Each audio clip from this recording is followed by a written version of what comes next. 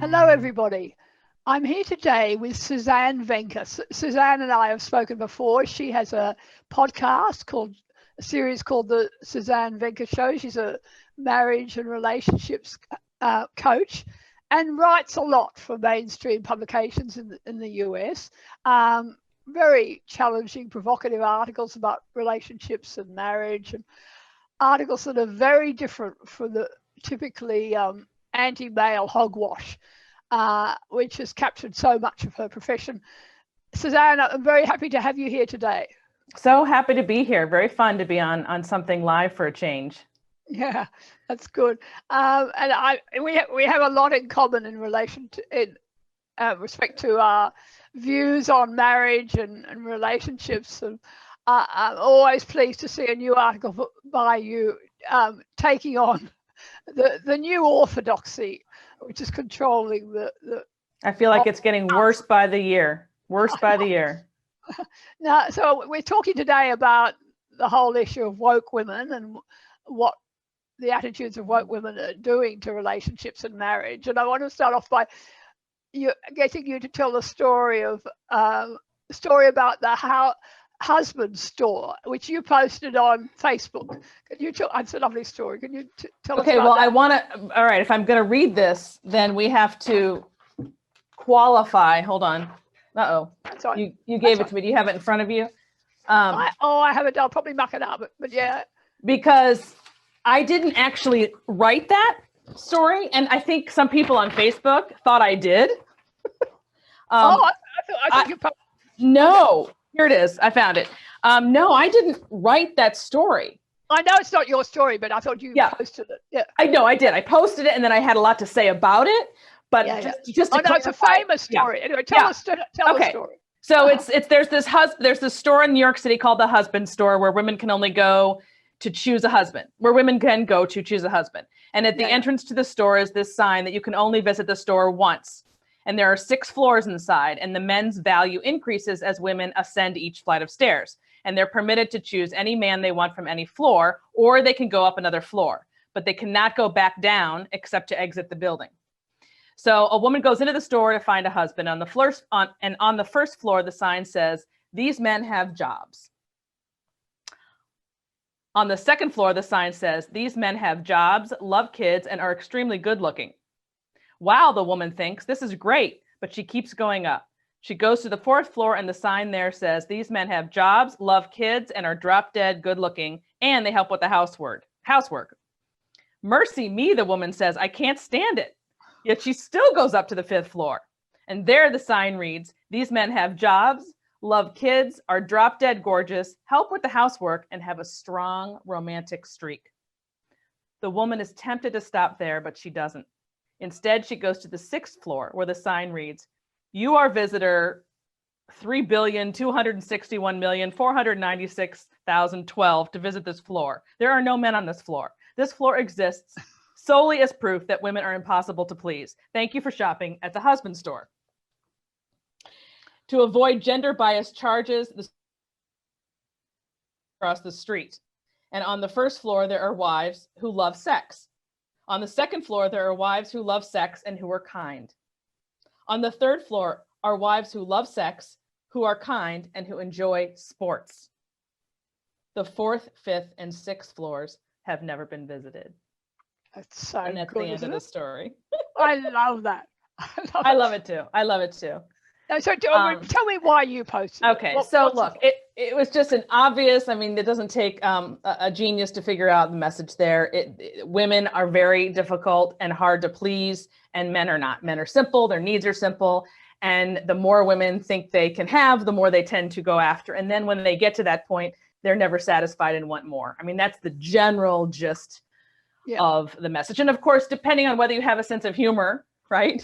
Which is very rare these days. Very rare. You would think that I said, because of course I made some comments about that anecdote, and that today we are having a problem with extremely unrealistic and high expectations, usually on the part of women, and that it's a problem for sustaining marriages and relationships. And you would think that I told women that they should just I said something like lower your expectations, and I made it pretty simple, but then I explained it in the post. But if you just looked at the meme, it said lower your expectations, ladies. And you would think that I had said, just take any old man off the street. You know, you shouldn't have any, even if he abuses you, that's okay. You know, like they just took it as far as they could take it. And that's kind of what happened. Or any suggestion that women ever do anything wrong gets you into trouble, let alone the idea that they shouldn't aim as high as they possibly can. I mean, I totally agree with you about women's expectations, and it's something I've wrestled with and written about for decades. And as I mentioned, when I was promoting this discussion, I had five rather difficult years of my life as an online dating coach. I mean, it was very entertaining in lots of ways. What was the takeaway? And it started off as lots of fun, just the business of helping women write their profiles and so on. But then dealing with women's expectations was the thing that did me in the end, and trying to get them to get real. I mean, they'd come in with these huge shopping lists of things that they had to have in their relationships, and that they would lay out in their profiles. You know, I need this, I want this, I must have this. And I would say, you're not in a buyer's market, lady. I was dealing mainly with women over 50. And, you know, they're up against it in online dating. The numbers are beginning to really dramatically shift against some particularly well-educated women. And they had to sell themselves. They had to work out what they had to offer a man, not what they had to have. And boy, was that hard work. And this sense of entitlement, this sense of I suppose what I find really offensive is their willingness to denigrate men. I mean, they see many of them see so little good in men, and they're so on the lookout for men's faults rather than looking past their physical appearance, past how much money they had. I mean, they just cannot begin to settle. That term, to settle, is one of the keys here, don't you think? I mean, they really bristle at the notion of settling. And the funny thing about the word settle is, of course, it sounds bad. You know, the language matters, and that sounds bad. But of course, if you're starting from an unrealistic place, then settle isn't a bad word. In fact, you could just say, instead of having inflated expectations, just have realistic expectations, as opposed to high and low and settling and aiming high or whatever. You know, you can change the language. But yeah, there's just no, I think the best way to get a woman to understand it, I have found, at least in my coaching business, is if you reverse it. I find that's very quick. If you reverse the genders, let's say I'm talking to a wife who's really, really upset because her husband is an A, B, C, D, E, F, G, and I reverse it and I say, well, what if he expected boom, boom, boom, boom, boom, boom, boom of you? And all of a sudden it's just crystal clear, or whatever. It's not even of your qualities, but whatever it is they expect in the relationship that you should do or be like. You know, it doesn't work that way in reverse, because men don't have very many needs. They really genuinely don't. Be nice, be available, affection, appreciation, and that's about it. You know, I mean, it just maybe a bit of sex, but that's the sex was. I'm sorry, when I said be available, I meant sex. I was including sex. Be interested in sex. If you're interested in sports, that's helpful. If you're not, whatever. But yeah, sex, food, being nice, kind, generous, selfless, thoughtful. I mean, really, these are human traits. It's just that for men, they're just, the list isn't long. That's the difference. That was the point of the husband store and the wife store, is that one's got a long list and one doesn't. And when you look at those side by side, if you're able to really look at men and women and their needs and your relationship in a more detached or objective fashion, and not take everything so personally, you can see that there's a real disconnect there, that it doesn't make sense to have a huge laundry list and then this list. I mean, obviously there's going to be a disconnect if you don't learn to work with what those respective needs are. And unfortunately for women, it ends up being just the focus is so much on them and just not at all on men. Yeah, but isn't that also something to do with the shift in power that's occurred in relationships? And I always feel that comes back to giving women the power to walk. I mean, when women Yes. entered relationships and were dependent on their relationship, had nowhere to go because they couldn't support themselves and their children. I mean, I always feel, you might as well look for the good in that relationship because you've got no option. I mean, and I think then the big dramatic shift occurred when women gained independence. They gained the capacity to support themselves. In places like Australia, they got this huge support network. The government really competing very effectively with the capacity of men to support women, particularly at the low income levels. Women do much better with the government supporting them than they do with, the low income men who might be competing with the government. And I like. Anyway, go ahead. Yeah, go on, Suzanne. No, I was just gonna say, to me, it's so much about mindset, because the argument isn't about the law and whether or not people should be allowed to get divorced or whether or not women should work. It's really about your mindset going in. And I like to say that one of the most effective things for keeping a relationship or a marriage going is to take divorce off the table. And that's a mental thing, that when you do it and you pretend that you lived back before women could support themselves or before divorce was so available, it just puts you in a completely different mindset. Yeah. And it forces you to have to deal with something that you would otherwise say, well, I don't have to, so I won't. It's too hard. I'm out of here. That's right. The door is open. And because that door is open, it's changed the whole nature. Changes the whole thing. Yep. And also with that, we also gave real incentives to women.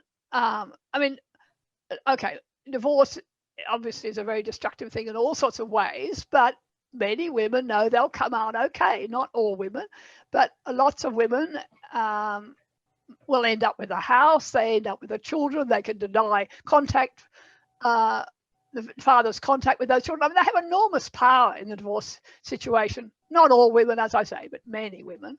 And so it's not such a dreadful option for them. And men know that divorce is likely to be devastating for most of them in terms of their relationships with their kids and in terms of their financial assets and so on. You're right to take it off the table because it's there. And that is changing the whole nature of how people think about their relationships and how much effort they need to put into them. Don't you think? Yeah, I really feel like over the last 30 or 40 years, so much of the problems that are plaguing particularly young modern marriages have to do with the way we think, the way we think about the other sex, about marriage as an institution. It's not just laws and just customs or mores or whatever. It's really this mind shift. So for example, one of the big things that I think is when I referred on that article to woke women, I'm referring to women who've been raised to believe, hook, line, and sinker in the equality concept, meaning that men and women are interchangeable, that there are no real sex differences, that what one does, the other does, and that they're like partners instead of unique individuals coming together to form this union, and that they each bring specific skills to the table, that if you capitalize on that, as they're coming in a competitive way, where it's almost like they're roommates. They're not combining their money. They're calling the money his money, her money. It's not just separate bank accounts. I mean, the whole mindset is that's his money, that's her money, that's her debt, that's his debt. The whole concept of working as a team and complementing one another with unique roles. And that doesn't have to mean traditional, hardcore, inflexible gender roles. I just mean that you bring something unique as a woman and as a man, and that when you work within that framework, that natural biological framework, you're going to have more success than when you're trying to compete with one another and acting as though you are interchangeable, which is what I see all the time in my coaching business. Yeah, no, absolutely right. And yet, there are real inconsistencies here, because in terms of how women judge the success of their relationships, they judge it very much in terms of traditional female framework. I mean, men need to become more, if you ask women what they're looking for in a partner, it's all in terms of traditional female skills. They want men who can talk to them, who are emotionally available.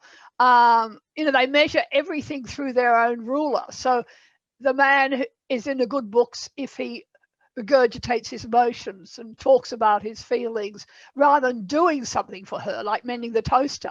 You know, the traditional way men have shown affection and cared for their families isn't good enough anymore. Women have to want their men to behave more like women. And then the irony is once they get that to happen and they're involved and it's enough years go by, they're miserable. They hate it. They don't want that at all. They thought they wanted that because they were told that's what they wanted. And then biology kicks in, 10 years go by and it's like, I think taking the trash out and mowing the lawn is sexy. You know, why don't you do that? You know? I know. Well, all this, I mean, the housework issue is the classic area where the feminist narrative is constantly making everybody unhappy. Housework issue is something I've written a lot about and follow the research on, because the research is fascinating. Because if you ask people in the community, what's the issue that's caused us most stress in a relationship? I mean, housework is always up there. If you ask men, would she think this relationship is fair? It's funny how many men will say no because she thinks I don't do enough housework. I mean, they've really got that message across. In Australia, we had this survey published every few years showing how much housework men and women do. And, it's always these big headlines about lazy men and women doing the double burden and all of that. And of course, they never publish the figures on how much total work men and women do in relationships. And you find in America and in Australia, everywhere, the same sort of picture of almost exactly equal. It's been extraordinary for decades now that if you combine paid work with unpaid work, we're neck to neck. And actually, at one point, the men were up a little. Yeah, I mean, the fascinating thing is if you look at the issue of the relationship satisfaction and the couples who are really happy together know that. They know he's going out and battling the traffic for 2 hours to get work, and he's doing. I mean, in Australia, we have a lot of women with children working part-time. And on average, for years, women did less than half the number of hours in Australia that men did. I mean, it's beginning to even up a bit, but couples know that, and they value that. They value the fact that a woman buys the capacity to stay home with her children because her husband works these long hours. I mean, that is part of the equation, and yet you never think it if you just looked at the housework issue in isolation.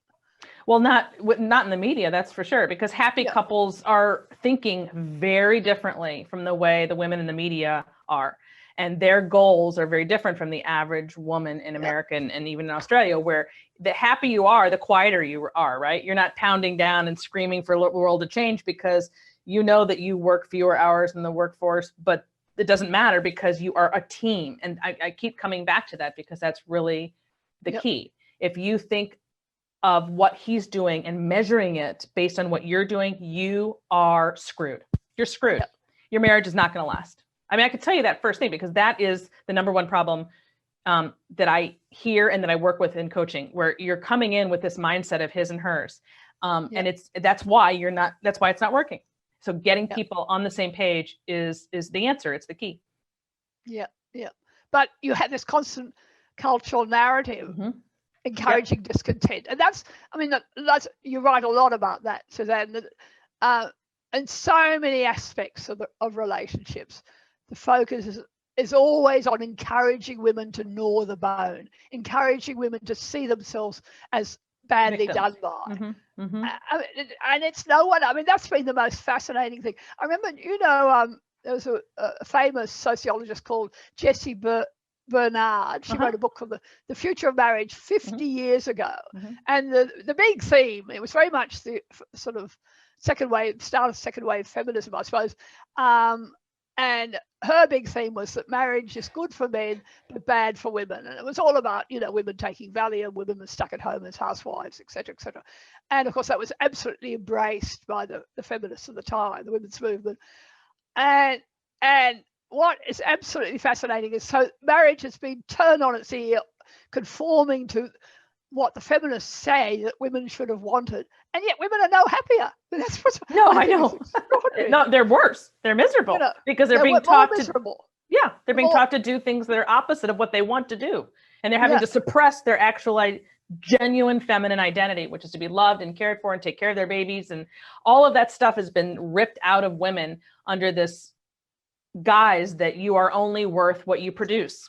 That's and right. the feeling of, if I don't get a master's degree and a PhD, and if I don't have a really great career, then I am less than I am not worthy, and it's just, that's so against what women naturally feel, because they are so connected and so happy when they are focused on their relationships, which is why after X amount of time of being in the workforce for 10, 15, 20 years, it loses its luster. All they want is a happy family life, a happy relationship, a baby. That's just normal. It may not be for 100% of women, but it is for the vast majority. And of course, we always used to know that that's what does it for men too. I mean, all the sort of stories about men on their deathbed thinking, you never think, why didn't I spend more time in the office? You think, why didn't I spend more time on my relationships? And that was a knowledge that women had about men, that the men missed out because they were in the workforce and didn't have the opportunity to devote themselves to their relationships with their children that women did. I mean, it was one of the things we had up our sleeves, and we just chucked that out the window. We lost sight of that knowledge, that truth about the world. I like to say we go from Go on. Go ahead. I was going to say we go from one extreme to the other. We just can't seem to find a happy middle ground. It's always this pendulum going from nothing to everything, or everything to nothing, or there's this huge, vast middle ground where most of us live relatively happily, thank you, right? And you don't ever hear about it because it's not exciting. It's not, because it doesn't cause strife but it's also because there is the real deliberate manipulation of these issues publicly. I mean, look at the childcare issue, where all the time the push politically driven by the feminists is that the solution to women, the glass ceiling, women's advancement and so on, is more childcare, that all women want to shove their babies into childcare and get rid of this burden of caring for their kids. And it's just not true. I mean, and actually, go on. I was going to say, I feel like they've kind of discovered that, and they've switched the focus now to the real number one problem after that is that men won't do their fair share at home. So now the spotlight is on, so maybe women don't want to put their kids in childcare because we're trying that and they're not doing it. So, it must be because their men aren't doing their fair share. So that's why women are miserable. And of course, first of all, men are doing 3 times the amount of housework and childcare than their own fathers and grandfathers did. That's number one. That's on the books. We know that. Secondly, the real issue that women are facing who are doing when I say women, I'm referring to wives and mothers. Yeah. The real issue they're facing is that they have simply chosen to take on a life that does not work. And so because they can't make it work, the only person to blame is their husband. Well, I could do this if you were like this. In fact, I have a great, there was an article that I printed out just for today.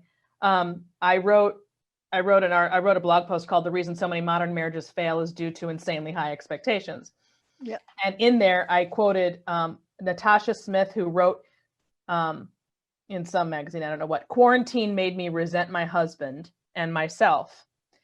And then the quote in there that I used is, she said, "I don't want JP, her husband, to do the dishes. I want JP to want to do the dishes." Okay. "I don't want him to occupy Jackson, their son, so I can finish working on the article. I want him to intuitively know it's part of our partnership to work that into his schedule." So this is a classic example, and you can find it all day long, any week of any year, of how women, because they have not been taught to understand that their husbands think and behave differently than they do, they're never going to be like you, which goes back to what you were saying before about thinking that they should think like, it's not just the being emotional and sharing your feelings, but it's also how you approach work and family. Like, so for example, the fact that men are very linear in their ability to focus is much better. Women complain because men can't multitask. Okay. That's one argument. You hear that left and right. It is true that women can handle more at one time. However, the flip side of that is that men are much better able than we are to focus intently on one thing. And that's extremely advantageous. That is a skill. We don't give them kudos for having that skill. We just complain that they can't multitask. Well, it's kind of a good thing not to multitask because it allows you to really focus and do one thing really well. And so because men's brains are that way, if you understand that, you work with that rather than expect them to be the multitasker like you. Does that make sense? Yeah. Yeah, no, I get that. I think that's essentially true, but obviously there is overlap. I mean, you look at the work on fathering and you realize that there's really solid research that shows men can gain a lot of the skills as parental skills that we usually associate with women if they're put in that situation. I mean, there are lots of men who are raising children on their own and becoming just as tuned in that circumstance, simply through being on their own, learning those skills without someone gatekeeping, without a woman saying, "This is how you do it." That's true.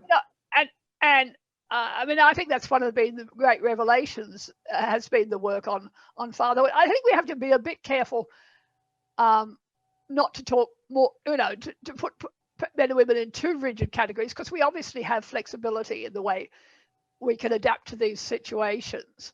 And I suppose I spent too much of my life advocating that men can be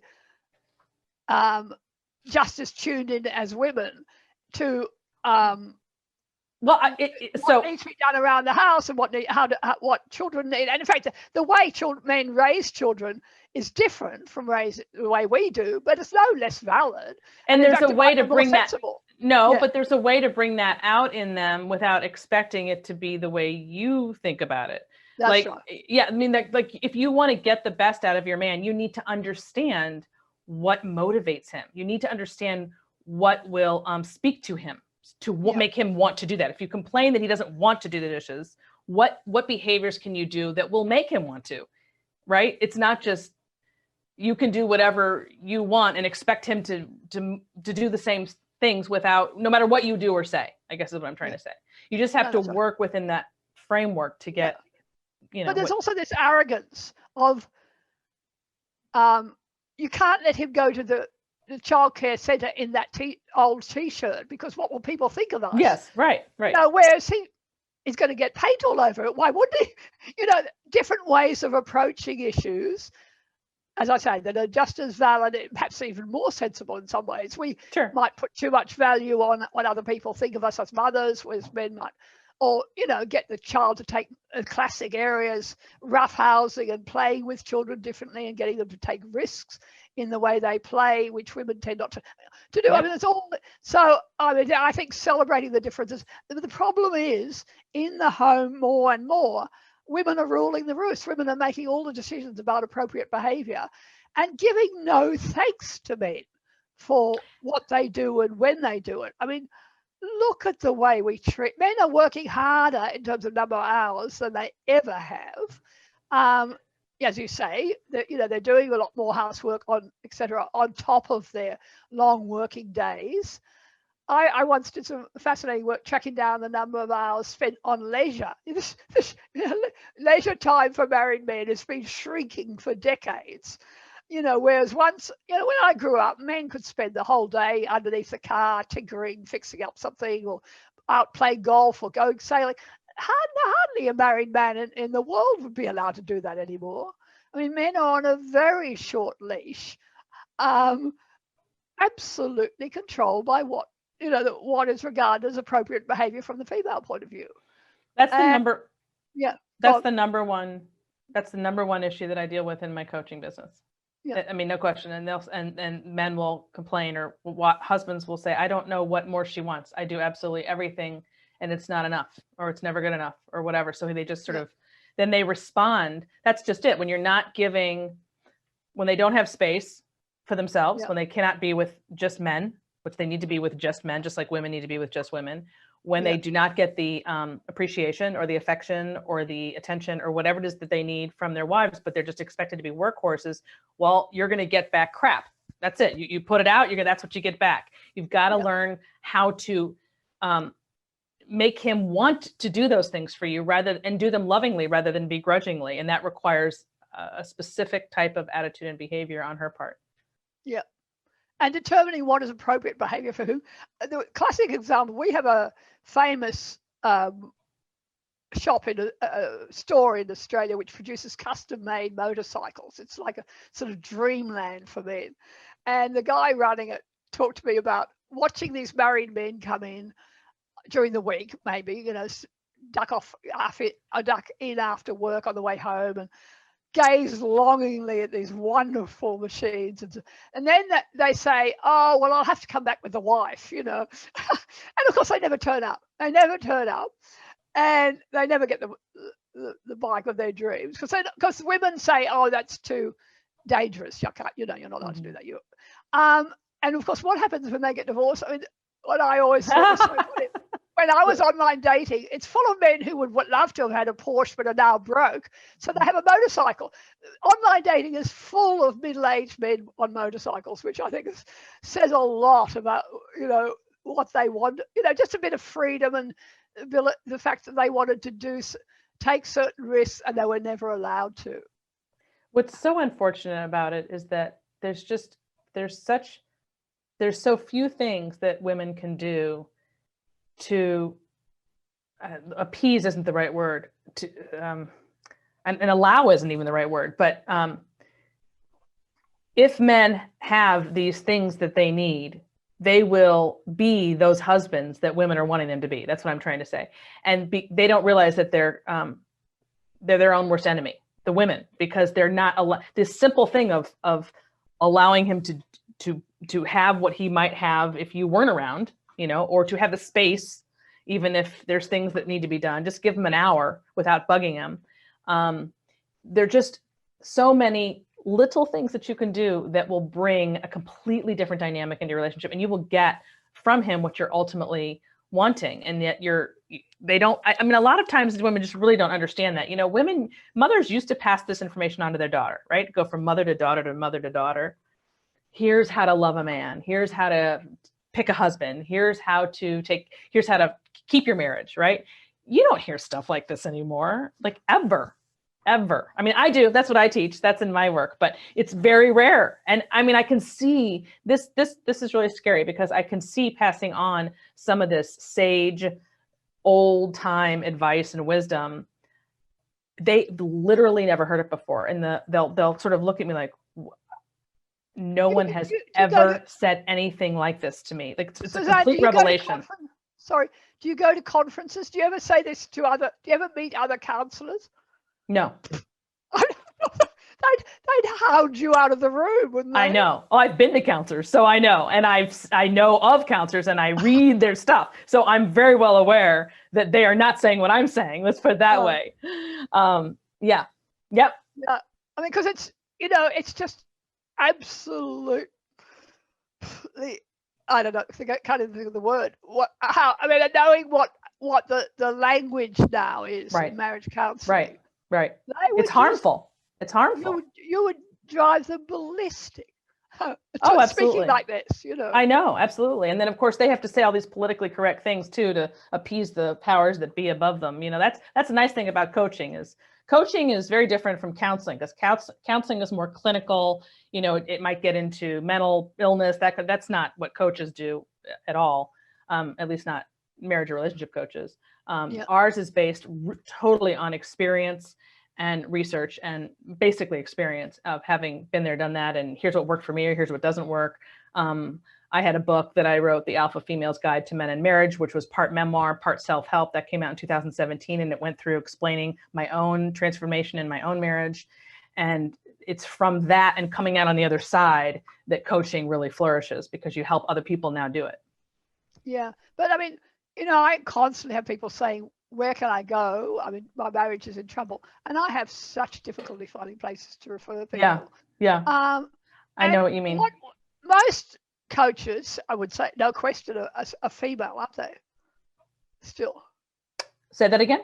I would say the profession is dominated by women. Oh, yes. And the chances are that, where it's come up a lot with me is men say, talking to me about how miserable they are, that they get constantly sexually rejected in their marriages, and that they go along to a counsellor and end up talking about housework. When the female counsellor takes her side, when she raises every possible reason why she's not interested in sex with him, if he did the laundry, he'd get laid. I mean, that whole nonsensical argument.